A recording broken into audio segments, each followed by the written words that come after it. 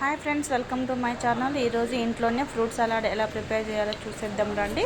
ముందు ఒక half litre పాలు తీసుకొని వేడి చేసుకోవాలన్నమాట. వేడి చేసుకున్న తర్వాత గోరువెచ్చని పాలల్లో కస్టర్డ్ పౌడర్ కూడా కలుపుకొని పక్కన పెట్టుకోవాలి. పెట్టుకున్న తర్వాత ఈ మరుగుతున్న పాలల్లోకి తగినంత షుగర్ వేసుకోవాలన్నమాట. మీ స్వీట్నెస్ని బట్టి మీరు వేసుకోండి. వేసుకున్న తర్వాత ఆ షుగర్ అనేది మెల్ట్ అయిన తర్వాత మనం పక్కనే కలుపుకున్నటువంటి కస్టర్డ్ పౌడర్ను కూడా వేసుకొని కలుపుతూ ఉండాలన్నమాట. పైన అనేది అట్టుగట్టకుండా మొత్తం కలుపుతూ ఉండాలి, కొంచెం చిక్కబడేదాకా.